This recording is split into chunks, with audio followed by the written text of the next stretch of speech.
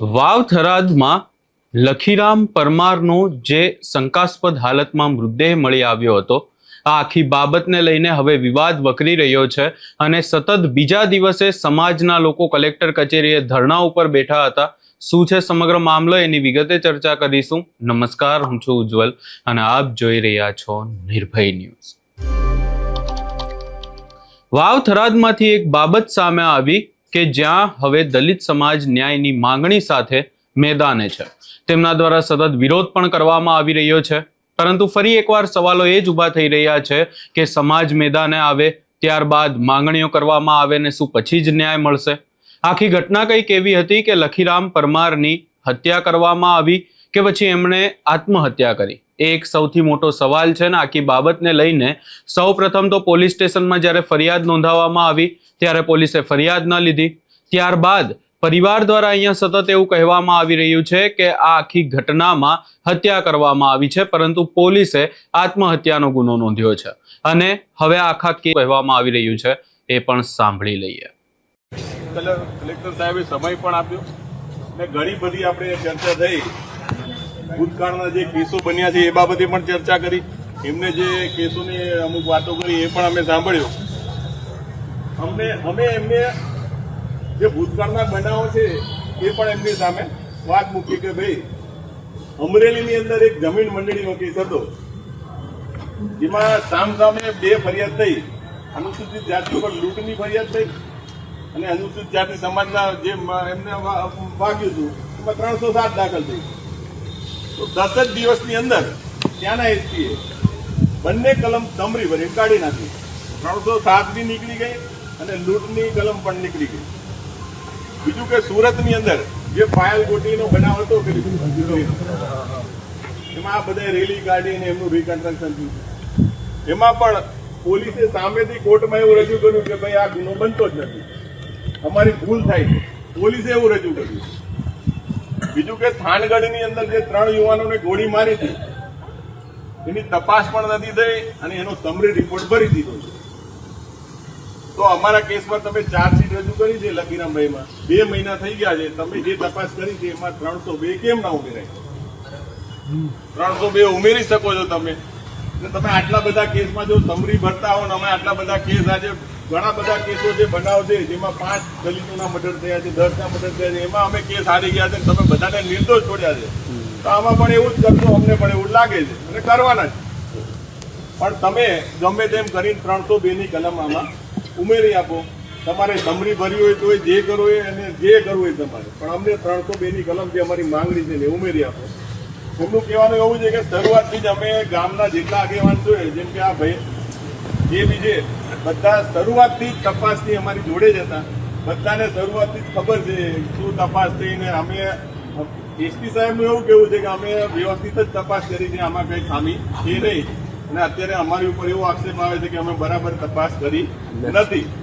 પણ પોલીસની કામગીરીમાં આપણે જોઈએ છીએ ઘણી જગ્યાએ 90% તો આપણા વિરુદ્ધમાં જ હોય છે, કારણ કે સત્તાનું જોર હોય છે, ઉપરથી સત્તાનું દબાણ હોય છે. એટલે આપણી ફરિયાદો તો ક્યાં ને ક્યાં સાંભળતું તો કોઈ છે નહીં. અત્યારે કેટલા ઘણા સમયથી આપણે એવું જ જોતા હોય, પણ છતાંય એમની એક વાત છે જે આપણે બધાએ સમજી લેવી અને આપણને યોગ્ય લાગે તો આપણે સ્વીકારશું, નહીં તો નહીં.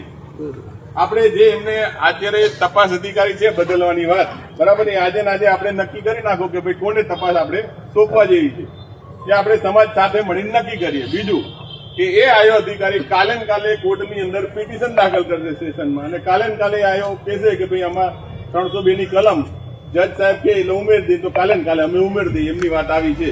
ઘણી બધી રજૂઆત ને ઘણી બધી ચર્ચા પછી છેલ્લે આ વાત આવી છે. એટલે આજે ને આજે આયો થઈ ગયા અને કાલે ને કાલે કોર્ટમાં પિટિશન દાખલ કરીને કાલે ને કાલે જો કોર્ટ કહી દે તો 302 અમે ઉમેરી દઈએ.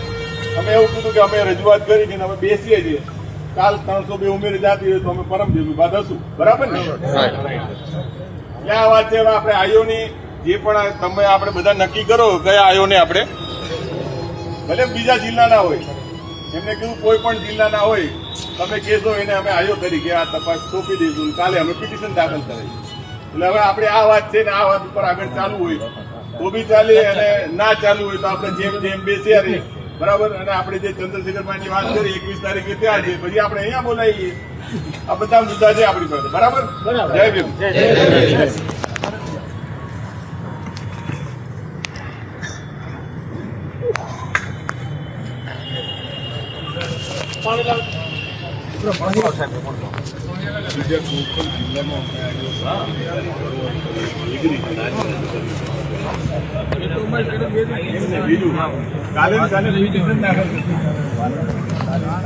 દીકરો ગમાણો છે, મર્ડર કર્યું છે.